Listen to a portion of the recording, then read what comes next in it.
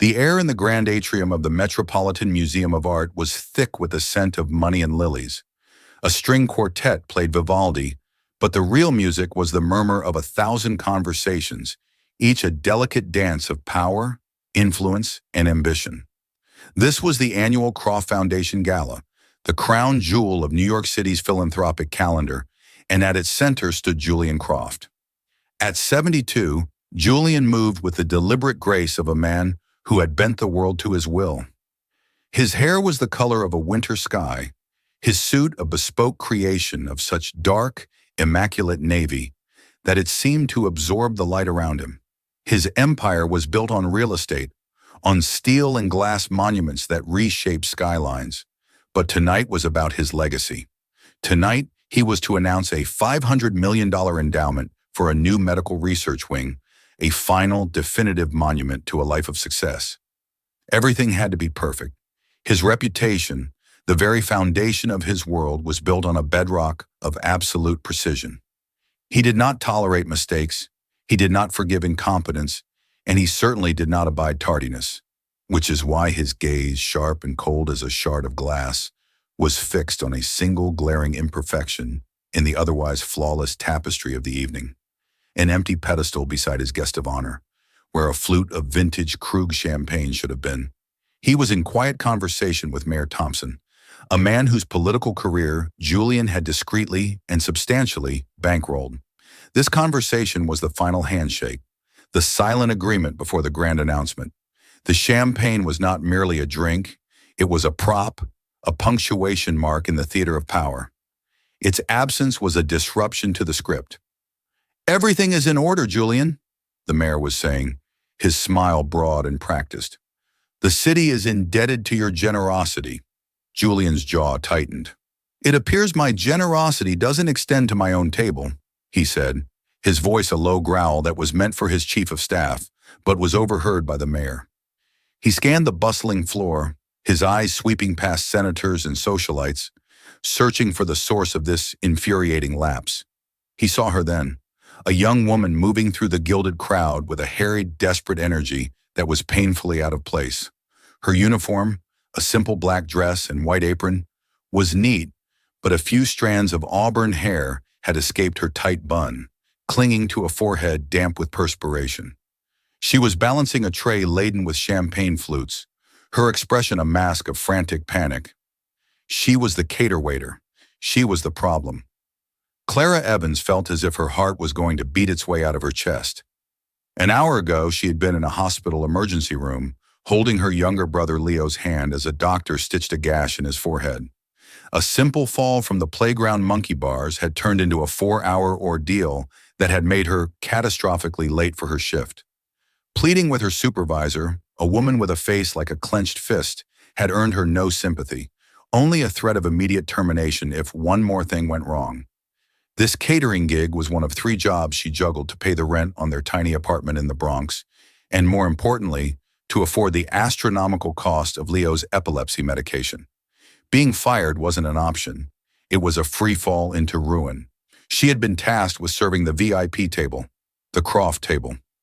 "Mr. Croft is a man of particular standards," her supervisor had hissed. "Do not be slow. Do not be clumsy. Do not exist other than to serve." Now navigating the labyrinth of couture gowns and $1,000 suits, she felt the weight of Julian Croft's stare before she even reached the table. It was a physical pressure, cold and immense. "Your champagne, sir," she murmured, her voice breathless as she reached his side. She leaned forward, her hand trembling almost imperceptibly as she placed the flute on the small pedestal. Julian didn't look at her. He looked at his watch, a Patek Philippe Celestial that was worth more than her entire life's earnings. 11 minutes, he said, his voice low, yet carrying with chilling clarity in the small bubble of their conversation. "I have been standing here for 20 minutes. It took you 11 of them to bring a single glass of champagne. Explain yourself." Clara froze, her blood turning to ice water in her veins. Her mind scrambled for an excuse, a plausible lie, but his cold, dismissive glare seemed to strip the thoughts from her head. The truth about Leo, the hospital, the terror of it all, felt too raw, too personal, too much like a pathetic excuse. I, I apologize, sir. The bar was overwhelmed. It won't happen again. No, Julian snapped, and this time he did turn his piercing gaze on her. It felt like being pinned to a board. It certainly will not, because you are clearly not suited for a position that requires a fundamental understanding of time and priority. In my world, an 11-minute delay on a simple task indicates a catastrophic failure of character. It reveals a lack of discipline, a lack of respect. It is an insult. The conversations at the neighboring tables faltered. People pretended to admire the rodent sculpture nearby, but their attention was focused, like moths to a flame, on the unfolding drama. Clara felt a hot, mortifying blush creep up her neck. Her heart was a frantic drum against her ribs. She willed herself not to cry, not here, not in front of this monument of a man. "Sir, do not sir me," he cut her off, his voice rising just enough to command the attention of the entire section. "I am paying for excellence. I am paying for perfection. I am not paying to be a spectator to your incompetence." He lifted his chin and called out, his voice ringing with absolute authority. "Helen!" His chief of staff, a woman in her 50s with a severe haircut and an expression of permanent anxiety, was at his side in an instant. "Yes, Mr. Croft." "Remove her," Julian said with a flick of his wrist, a gesture one might use to dismiss a fly. "She's fired.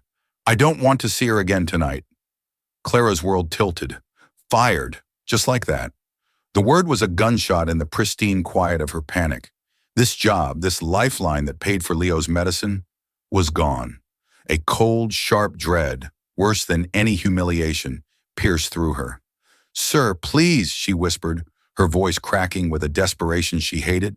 "I need this job." It was the worst thing she could have said. It was an admission of weakness, of need. Julian Croft had built his empire by eradicating weakness. He saw it as a contagion. His expression, already hard, settled into one of profound disgust. "Your needs," he said, his voice dripping with condescension as he leaned in slightly, "are of absolutely no consequence to me." He was about to turn away, to erase her from his reality, but as she took an involuntary step backward, stumbling slightly, the strap of her apron snagged on the corner of the pedestal. The contents of her deep apron pocket spilled onto the polished marble floor. A pen, a small notepad, a set of keys, and a small, intricately carved wooden box. The box, no bigger than her palm, landed with a soft, resonant clatter. The tiny, delicate clasp sprung open on impact, and from within the dark wood, a fragile, haunting melody began to play. It was a simple tune, a mere 8 bars of music, melancholic and yet full of a strange, childlike hope. The sound was tiny, almost lost beneath the Vivaldi and the chatter, but for Julian Croft, it was a thunderclap that silenced the world. The tirade died on his lips. The mayor, the gala, the $500 million endowment, it all dissolved into a meaningless, roaring void. All he could hear was that melody, a melody he had not heard in 10 years. A melody composed by his daughter Lila on her 16th birthday. He had commissioned this very music box from a master craftsman in Switzerland as a gift for her. It was one of a kind. It was the last gift he had ever given her. 10 years ago, his daughter, his only child, had vanished from a Swiss boarding school. The official report, compiled by the best investigators his money could buy, concluded she had run away, likely fallen in with a bad crowd, and met a tragic, untraceable end. She was gone. The music box, which she had treasured, was gone with her, and now its impossible song was tinkling up from the floor at the feet of a clumsy, incompetent waitress he had just eviscerated in public. The world stopped spinning. Julian Croft, the man who was never caught off guard, was suddenly adrift in a sea of utter disbelief and a terrifying, agonizing surge of hope. His voice, when he finally found it, was a strangled, raw whisper, unrecognizable even to himself. "Where?" he choked out, his eyes locked on the impossible object on the floor. "Where did you get that?" The shift in Julian Croft's demeanor was so sudden and so total that it felt like a tectonic plate had slipped beneath the museum floor. One moment, he was a volcano of cold, righteous fury. The next, he was a statue of ice, his face, moments before a mask of rage, now a canvas of ghostly white. His eyes, wide and unblinking, were fixed on the small wooden box, now silent on the marble. An emotion Clara couldn't begin to decipher churned in their depths. It was a maelstrom of shock, horror, and something that looked terrifyingly like raw, exposed pain. Marcus Thorne, standing a few tables away, leaned forward, his ever-present smirk replaced by a look of sharp, predatory curiosity. As Julian's former business partner and now his most bitter rival, Marcus had a connoisseur's palate for Julian's misfortunes. He began to drift closer. Julian ignored him. He ignored the mayor, who was muttering something about getting some air. His entire universe had contracted to the space between him and the waitress. "The music box," he repeated, his voice raspy, insistent. "I asked you a question." Clara, bewildered by the violent shift in his attention, instinctively knelt and scooped up the box, her fingers closing over the polished wood. It was a protective gesture she had made 1,000 times. The box was her most sacred possession, her only tangible link to a promise she had made. The sudden, intense focus on it from this terrifying man sent a new wave of fear through her, colder and sharper than the fear of being fired. Was he going to accuse her of stealing it? It was a gift, she stammered, pushing herself back to her feet and taking a half step away from him. Her mind was a chaotic whirlwind of confusion and adrenaline. "A gift from whom?" Julian pressed. He took a step toward her, his towering frame casting a long shadow. The raw power he projected had changed. It was no longer the arrogance of a billionaire, but the desperate, focused energy of a predator. Clara felt cornered. The story of the music box was private, a memory wrapped in sadness and a profound sense of duty. It was a secret she had never shared. The thought of this cruel, powerful man laying claim to it, even with a question, felt like a deep and profound violation. "I don't believe that's any of your business, sir," she said, a spark of defiance she didn't know she possessed cutting through her fear. Julian's eyes narrowed. In any other circumstance, that single sentence of insolence would have been the final nail in her professional coffin. But this was not any other circumstance. This was a ghost story coming to life at the most public event of the year. He remembered the melody. He remembered the unique inlay of mother of pearl on the lid, a tiny, almost invisible rendering of the constellation Lyra. He had commissioned it for his Lila, his brilliant, fiercely independent, and deeply troubled daughter. She had been the only truly beautiful thing in his life, a life otherwise filled with brutal negotiations and calculated alliances. When she vanished, the music in his world had stopped. Now here it was again. "I will ask you one more time," Julian said, his voice dropping to a dangerously quiet register. "Tell me where you got that music box. It is of vital, earth-shattering importance to me." Marcus Thorne, who had finally reached their table, let out a low chuckle. "For heaven's sake, Julian, it's a trinket. The girl probably bought it at a flea market. Don't cause a scene. It's bad for your image." "Stay out of this, Marcus," Julian snarled, the sound so venomous it made Thorne take a half step back. He turned back to Clara. He pulled out his wallet, the fine Italian leather sighing as it opened. He extracted a thick stack of $100 bills, easily several $1,000s, and thrust them toward her. "I'll buy it from you," he said, his gaze flicking between her face and the box clutched in her hand. "Right now. $5,000 for that little wooden box." The insult was reflexive, a lifelong habit of devaluing things to control them. But Clara wasn't insulted. She was horrified. Sell the music box? She would sooner sell her own hand. "No," she said, her voice firm now, the fear being eclipsed by a fierce, protective anger. "It is not for sale." 10,000, he countered instantly, his eyes manic. 20. Name your price. I want that box." The spectacle of this powerful man, this captain of industry, unraveling over a simple music box at his own gala, was deeply surreal. The crowd was now watching openly, their whispers a rising tide. Clara stared at him, and for the first time she saw past the tyrant. She saw a crack in his formidable armor, a glimpse of a man drowning in an ocean of unseen grief. "Sir," she said, her voice steady and clear, With all due respect, you could offer me your entire real estate empire. I would not sell you this music box. Now, if you'll excuse me, I believe I have been fired." She turned to leave, her legs feeling like lead. She had to get out of there, away from the prying eyes, away from this man's terrifying, inexplicable grief, before she completely fell apart. "Wait!" Julian's voice was a command that rooted her to the spot. He sank back against the table, running a hand over his face. He looked utterly lost. The ruthless CEO had vanished, replaced by a desperate father. He knew with a certainty that was both chilling and exhilarating that the music box was Lila's. There were only two possibilities. Either this waitress had found it, or worse, she was somehow connected to its theft, and by extension, to his daughter's disappearance. The cold case had haunted him for a decade. A splinter of unresolved agony lodged deep in his soul. He had to change tactics. The bully had failed. The buyer had failed. Now he had to be something else. Something he hadn't been in a very long time. "Please," he said. The word sounded foreign on his tongue, rusty from a decade of disuse. The apology that followed was even more so. "Don't go. I apologize. For my behavior."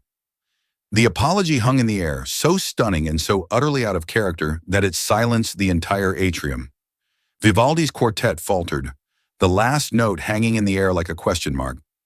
Marcus Thorne's eyebrows shot up into his hairline. Julian continued, his voice softer now, laced with an urgency that was impossible to fake. "My reaction was inexcusable, but that music box, it belonged to my daughter." He paused, the next words catching in his throat like shards of glass.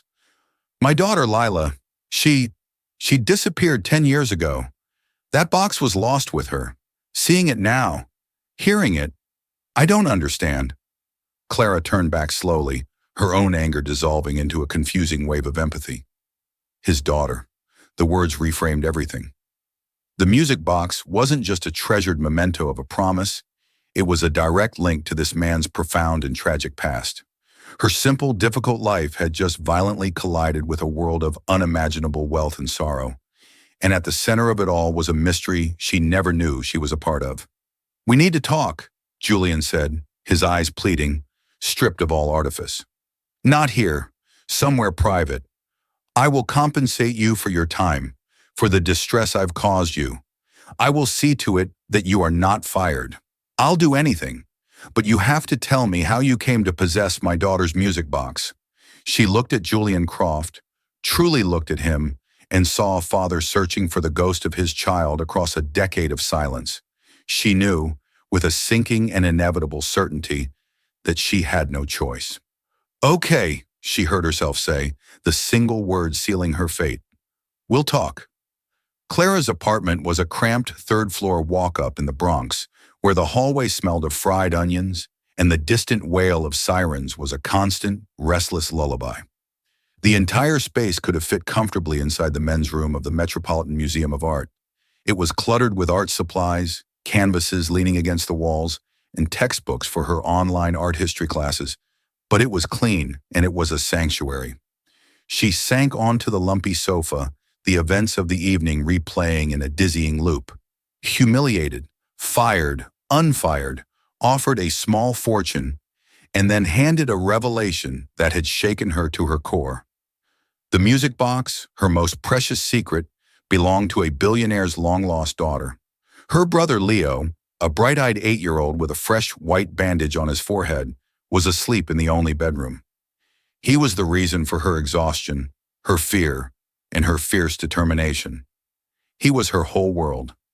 She placed the music box on the scarred coffee table, running her fingers over the inlaid mother-of-pearl constellation.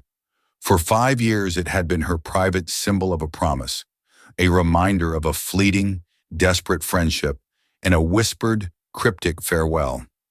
Now it felt heavier, freighted with a history that was not her own. The memory was as sharp and vivid as if it had happened yesterday. It was 5 years ago. She had been 19, a scholarship student at Cooper Union, barely scraping by. She'd had a part-time job at a small, independent coffee shop in the East Village. A girl started coming in every day. She was pale and thin, with wide, haunted eyes that seemed to see things no one else did. She dressed in worn jeans and oversized sweaters, but she had an air of quiet, broken elegance about her. She called herself Anna. Anna never talked about her past. She sketched furiously in a worn notebook and drank black coffee, paying with crumpled dollar bills. A strange, powerful bond formed between them in the quiet hours of the afternoon, two lonely souls finding a moment of reprieve. Clara saw a fellow artist. She saw a friend. She also saw a girl who was terrified. Anna would jump at the sound of the bell over the door, her eyes scanning the street with a paranoid intensity. "Some cages are beautiful," Anna had told her once, her voice barely a whisper as she stared into her coffee cup. "Polished gold and silk pillows. It doesn't make them any less of a cage." Then one rainy Tuesday, Anna came in looking more frightened than ever. Her face was bruised, a dark purple mark blooming on her cheekbone. She was trembling. "I have to go," she had whispered, pressing a small, paper-wrapped package into Clara's hands. "He found me. I don't know how, but he found me." "Who found you?" Clara had asked, her heart pounding. "It doesn't matter. There's no escaping him. Or my father. They're two sides of the same coin." She had pushed the package firmly into Clara's palm. "This was mine. It's the only thing left of the girl I used to be. I can't be her anymore. This is a key, and if I keep it, he'll use it to unlock my door." Clara had looked at the desperation in her friend's eyes. "What do you want me to do with it?" Anna's final words had been cryptic, a strange and desperate piece of poetry. "Keep it safe. If anyone ever recognizes this music, it means they might be able to help. It means they can be trusted. Tell them I went to find the sea." And then she was gone. She walked out into the rain and vanished as if she had been a ghost all along. Clara had unwrapped the package to find the music box. She had reported Anna's disappearance, but with no last name and no real information, the police report went nowhere. The girl named Anna simply ceased to exist. Now sitting in her cramped apartment, the truth was sickeningly clear. Anna was Lila Croft. The violent he she was running from wasn't just a possessive ex-boyfriend, and the father she was escaping was the man she was scheduled to meet the following afternoon. He had promised to take care of Leo's medical bills for a year. The offer was a lifeline so substantial it made her dizzy. It could change everything. It could give Leo a stability she had only dreamed of. But the price was this story, this secret. It felt like a betrayal of Anna, of Lila, to share her last desperate words with the very man she had been running from. She clutched the music box to her chest. Lila had trusted her. "Tell them I went to find the sea." It wasn't just a farewell, it was a message. And Clara was beginning to realize she was the only person in the world who could deliver it. The question was, could she trust Julian Croft? The cruel tyrant from the gala and the broken father from the aftermath were two different men. She had to decide which one was real. The cafe Clara chose was a small, unassuming place in Greenwich Village, with the scent of old books and brewing coffee clinging to the air.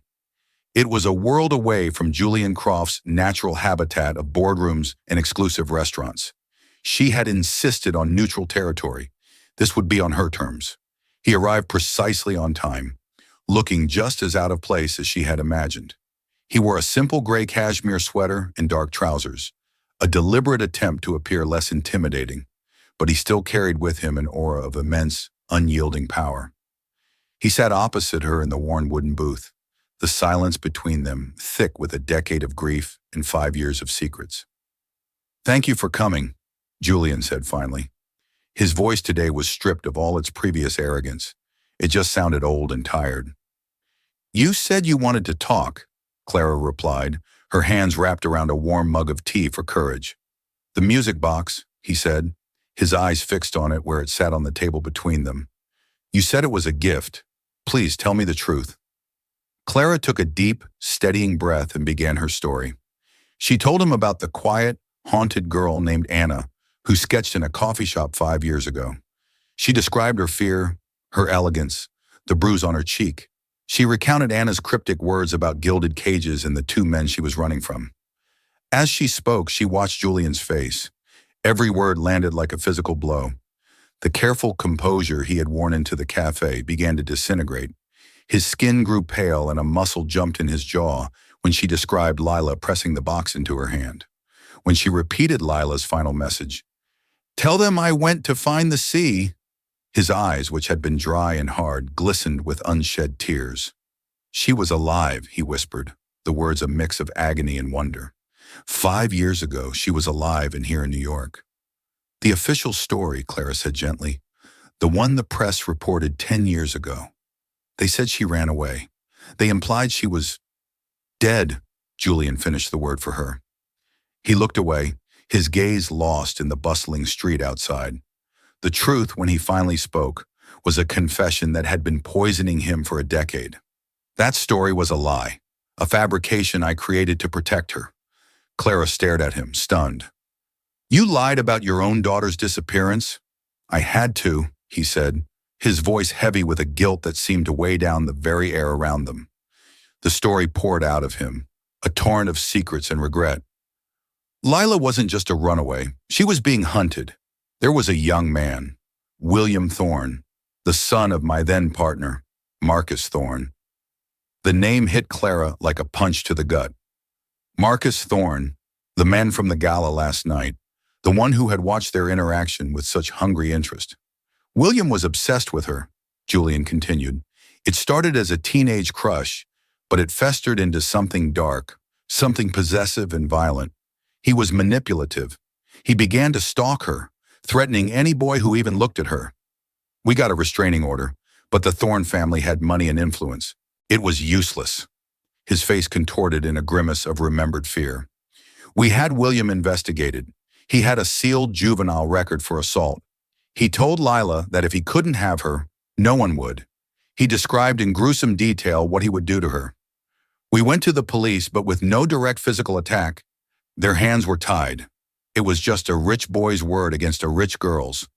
"So you helped her disappear," Clara breathed, the pieces clicking into a horrifying new arrangement. "It was my only option," he said, his voice cracking. "We staged the runaway story. I paid a fortune to create a new identity for her, to get her out of the country to a secure, undisclosed location in Europe where she could finish her art studies in peace. I thought I was saving her. I thought I was putting her in a safe new cage." He let out a bitter, self-loathing laugh. "She must have run from my people too. She didn't want my protection. She wanted to be free. For 10 years, I've had the best private investigators in the world searching for her, quietly. We never found a single trace. I began to believe she really was gone." He finally met Clara's eyes, his own swimming with a grief so profound it made her ache. "All these years, I thought she was running from William. But you're telling me she was still running 5 years ago, and she was running from me too." Lila hadn't just been running from a stalker. She had been running from a life of control, even a father's desperate, protective control. "And Marcus Thorne," Clara said, her mind racing. "He was there last night. He was watching us." Julian's expression darkened into something dangerous. "Marcus has never forgiven me. His son, William, died of a drug overdose 2 years after Lila vanished. Marcus blames her. He blames me. For the past year, he's been attempting a hostile takeover of my company. He drops hints, veiled comments about family secrets. He knows I'm vulnerable. I believe he suspects Lila is alive. He's using my secret, my fear, to try and destroy everything I've built." Suddenly, the encounter at the gala took on a sinister, new meaning. Julian's rage hadn't just been about a late glass of champagne. It had been the lashing out of a man under siege from all sides, haunted by his past and hunted by his rival. Clara looked at the music box on the table. This small, beautiful object was the epicenter of a web of lies, fear, and heartbreak. It connected a dead stalker, a grieving father, a ruthless rival, and a lost girl who had simply wanted to disappear. "So the girl I met," Clara said slowly, "wasn't just Anna. She was Lila, and she was still hiding." "Yes," Julian said, his voice breaking. "And I'm afraid that in trying to save her, I drove her into a world she was completely unprepared for." He looked at Clara, his desperation laid bare, all pride gone. "You are the first real lead I have had in 10 years. You are the only person who has seen my daughter and lived to tell the tale. I need your help. I need you to help me understand her message. I need you to help me find my daughter." The quiet cafe became the command center for the unlikeliest of alliances. The ruthless real estate mogul and the struggling artist Waitress, bound by the ghost of a girl they both knew by a different name. Julian, galvanized by the first real glimmer of hope in a decade, transformed. The weight of his grief was replaced by the sharp, focused energy of a man on a mission. He made a single phone call, and within the hour, a man named David Chen arrived.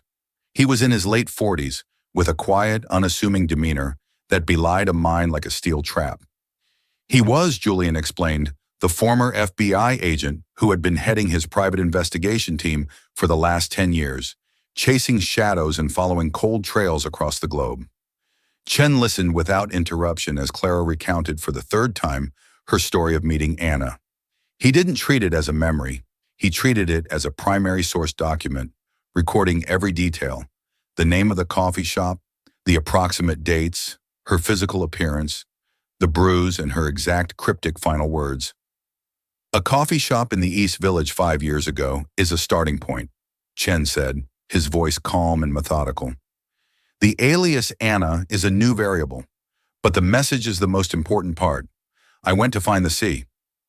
"It could mean anything," Julian said, frustration creeping into his voice. "The coast of California? The shores of Long Island?" "Or it could be a metaphor," Clara offered quietly. "Lila, Anna, was an artist. The sea can mean freedom, escape, a vastness where you can lose yourself." Chen nodded, his eyes on Clara. "You knew her in a way no one else did. Your intuition is as valuable as any security footage." He then turned his attention to a more immediate threat. "Marcus Thorne," Chen said to Julian, "your instincts were correct. We've been monitoring his financials for the past 6 months in relation to the takeover attempt. There are a series of discrete, untraceable payments being made to a security firm known for its aggressive tactics and morally flexible operatives." "He's not just suspecting she's alive," Julian murmured, his hands clenching into fists. "He's been actively searching for her, too, all while holding this takeover over my head as a guillotine." The picture was becoming chillingly clear. Marcus Thorne, twisted by grief and a thirst for vengeance over his son's death, had likely been hunting Lila just as relentlessly as Julian had. The corporate battle was just a smokescreen for a deeply personal vendetta. He wanted to destroy Julian by finding and exposing the one secret that could bring him to his knees. The investigation began on two fronts. One of Chen's teams started a digital deep dive, cross-referencing art school enrollments, gallery submissions, and communal artist residencies under the name Anna from 5 years ago. The other team focused on Marcus Thorne, placing him under subtle but constant surveillance. A few days later, the threat became terrifyingly real. Clara was walking home from her evening shift at a diner, a new job Julian's foundation had quietly arranged for her, when a sleek black town car pulled up beside her. The back window slid down, revealing Marcus Thorne. His smirk was gone, replaced by an expression of cold reptilian focus. "Ms. Evans," he said, his voice smooth as polished stone. "We haven't been properly introduced, and I'm Marcus Thorne. I believe you have something that belongs to an old friend of mine." Clara's heart hammered against her ribs.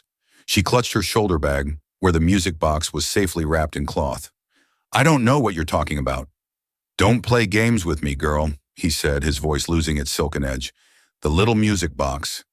Julian is a sentimental old fool. He's chasing a ghost. But that box isn't a memory. It's a liability. A loose end. I want it."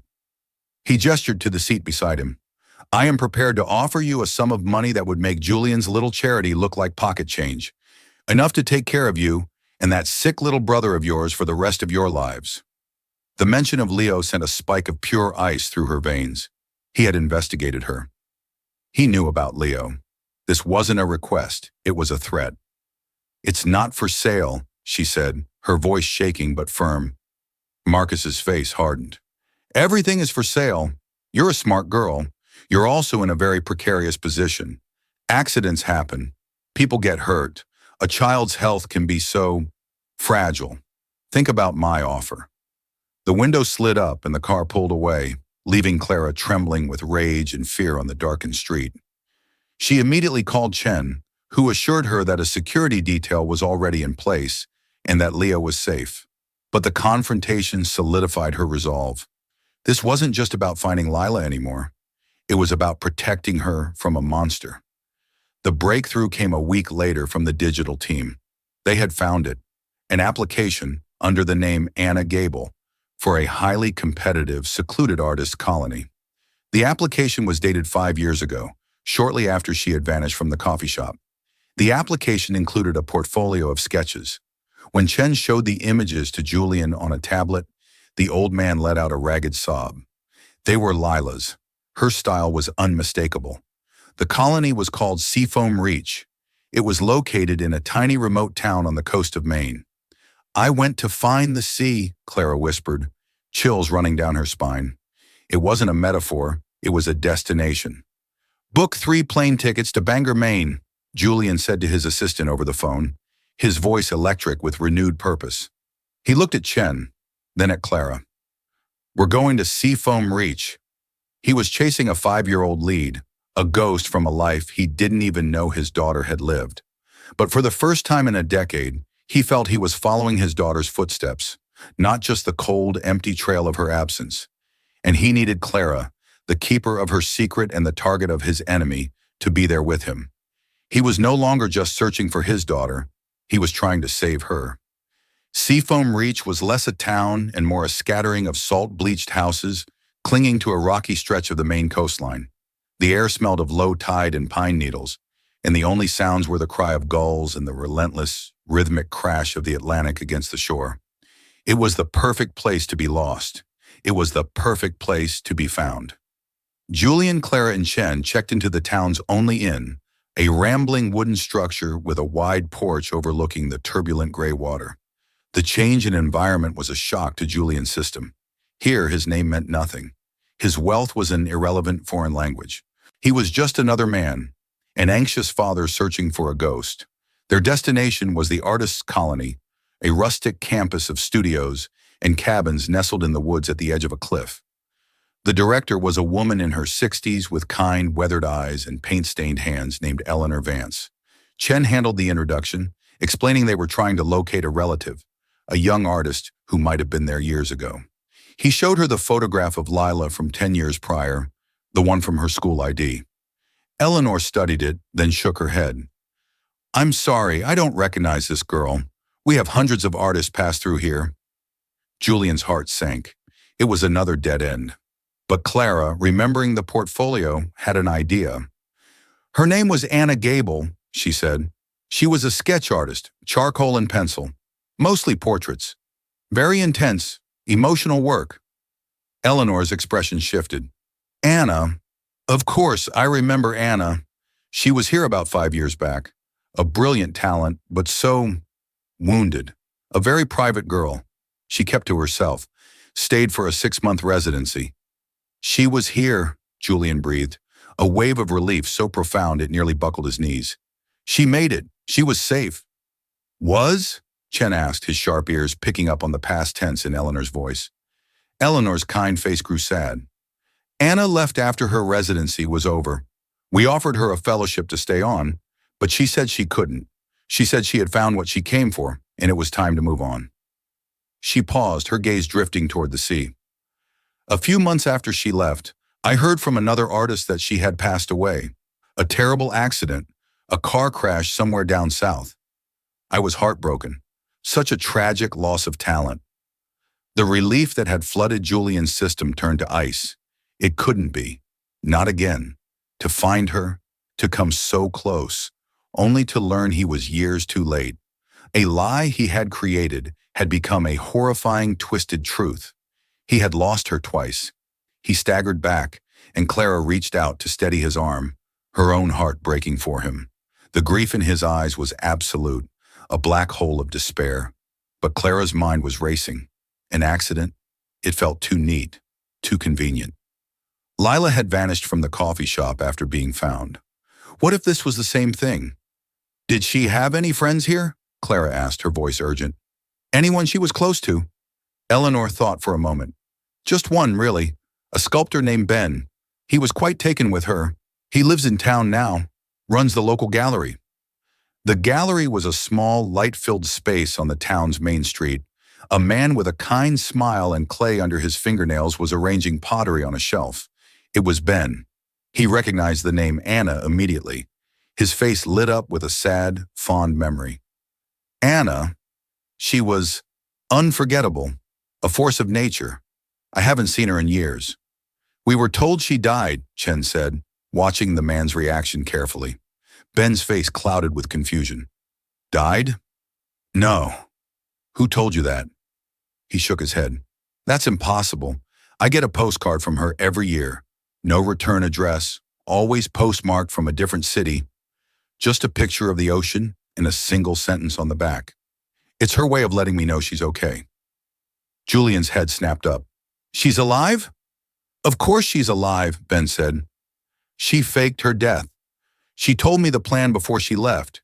She said there was a man hunting her, a dangerous man from her past, and the only way to be truly free was to die. She staged the car accident, sold the story to a few people in the art world she knew would spread it around. She created a final, perfect disappearance. Lila hadn't just run. She had erased herself. She had orchestrated her own death to escape Marcus Thorne. The postcard, Julian demanded, his voice a hoarse whisper. When did the last one arrive? About a week ago, Ben said. He went to a drawer behind the counter and pulled out a small stack of postcards. The most recent one was a photograph of a dramatic, windswept coastline. On the back, in Lila's elegant, familiar script, was a single sentence. The light here is different. The postmark was clear. Carmel by the Sea, California. Julian stared at his daughter's handwriting. The lies, the chases, the years of silent grief had all led to this. A postcard, a final clue. At that moment, Chen's phone buzzed. He listened for a moment, his face grim. Sir, he said to Julian, Marcus Thorne's private jet landed in Monterey, California, an hour ago.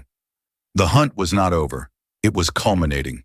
Marcus, through his own dark network, had found the same trail. It was a race to the sea, a race to find Lila before the man who had haunted her for over a decade could finally corner his prey. Carmel by the Sea was a world of fairy tale cottages, art galleries, and the raw, staggering beauty of the Pacific coast. It was a place for artists, for dreamers, for those seeking refuge. They found Lila listed in the registry of a local artists' co-op under a new name, Chloe Mayer, a painter of seascapes. Her cottage was small, perched on a cliff overlooking the ocean, surrounded by a riot of wildflowers. Julian's heart was a painful, frantic drum in his chest. 10 years. After 10 years of searching, he was standing at his daughter's door. He raised a trembling hand and knocked. The woman who opened the door was, and was not his daughter. She was 30 now, no longer the girl he remembered. Her dark hair was cut short, streaked with gray at the temples. There were fine lines around her eyes that were still his, but held a lifetime of pain and resilience he couldn't comprehend. She was thinner, harder, but she was alive. She was real. Her eyes widened in shock, then instantly narrowed, a wall of pure, unadulterated fury slamming down. How? She whispered, the word a sliver of ice. How did you find me? Lila, Julian began, his voice thick with a decade of unshed emotion. Don't call me that, she snapped. That person is dead. You should know. You wrote her obituary yourself. The bitterness in her voice was a physical blow. This was not the joyful, tearful reunion he had foolishly allowed himself to imagine. This was a confrontation with a ghost who did not want to be resurrected. Lila, I just wanted to know you were safe, he pleaded. Safe? She let out a harsh, broken laugh. I was safe until you brought your world back to my doorstep. I built a life here, a quiet life, a life where I didn't have to look over my shoulder every second, waiting for William's ghost or your suffocating control to find me. She looked past him and saw Clara standing a few feet behind.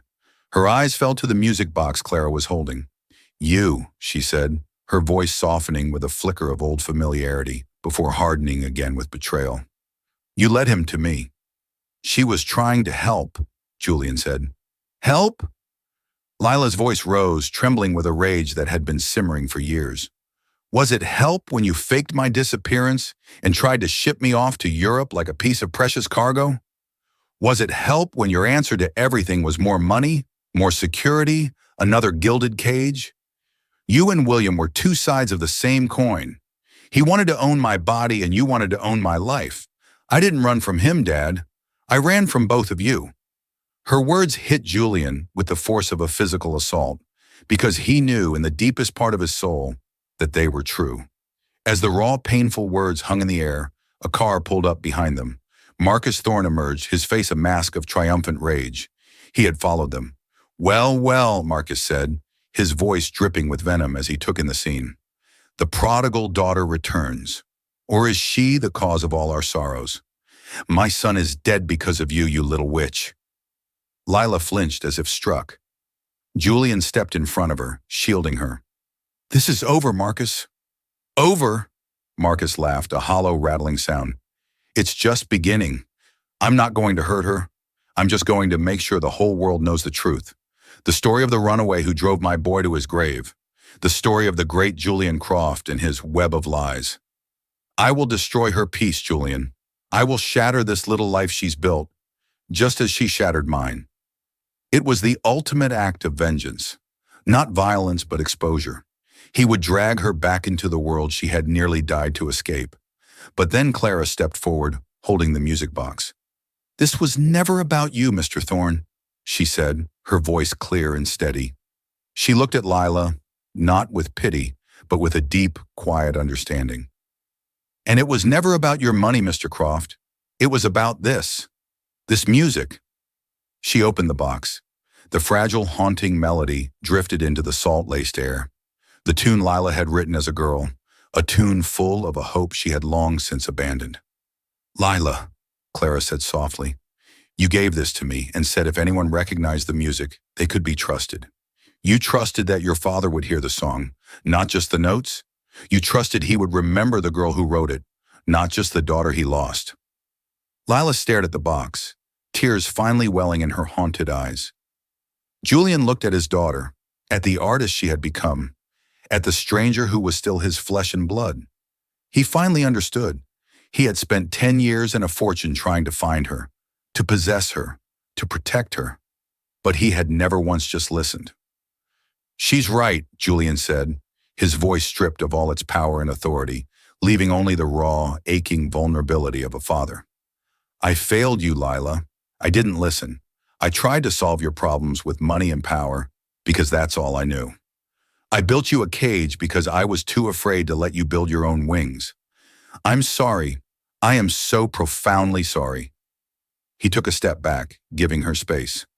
I will not ask you to come back. I will not ask for your forgiveness. I will leave and I will take him with me, he said, gesturing to Marcus. And you will never see either of us again, if that is your wish. All I ever truly wanted was for you to be free. Marcus Thorne looked from Julian's broken face to Lila's tear-streaked one. The fire of his vengeance, which had burned for a decade, finally flickered and died. There was nothing left to destroy. He had been chasing ghosts, and in the end, he was the one who was truly haunted. He turned without a word and got back in his car, a man defeated not by power, but by a simple, long overdue apology. The story of Julian Croft and the Waitress didn't end with a neat storybook reunion. It ended with a quiet, difficult, and hopeful beginning. Lila did not return to New York. She stayed in her cottage by the sea, in the life she had painstakingly built for herself, but she didn't close the door completely. A week after that confrontation on the cliff, Julian received a text message. It was a picture of a half-finished canvas, a seascape of the dawn. There were no words, none were needed. It was a start. Julian, a man fundamentally changed, withdrew his company from the public eye. He walked away from the hostile takeover battles and the endless pursuit of more. He poured his vast fortune into a new foundation, one dedicated to funding shelters for victims of domestic abuse and providing scholarships for young, struggling artists. It was named the Lila Foundation, not in memory of his daughter, but in honor of her strength. For Clara, her life was transformed. Julian paid for her brother Leo's medical care, ensuring he had the best doctors and a future free from the constant threat of a medical emergency. He didn't just give her money, He gave her freedom. He became a patron of her art, buying her first collection for his new foundation's headquarters and giving her the resources to paint full-time. He gave her a future she had never dreamed possible. But more than that, he gave her a family. She, Julian, and Leo became an unlikely trio, bound by a shared secret and a mutual respect. One sunny afternoon, months later, a package arrived at Julian's new, much smaller home. It was a large, flat canvas wrapped in simple brown paper. There was no note. He unwrapped it to find a stunning seascape, the one he had seen in the text message, now finished. The light in the painting was different, just as the postcard had said. It was the light of a new day. He hung it over his fireplace. Beside it, on the mantel, sat the small wooden music box. Its lid was open. Its song was a quiet, constant reminder that sometimes the most beautiful things are born from the most broken places. It was a reminder that true wealth isn't measured in skylines and endowments, but in second chances, in forgiveness, and in the courage it takes to finally listen to the music.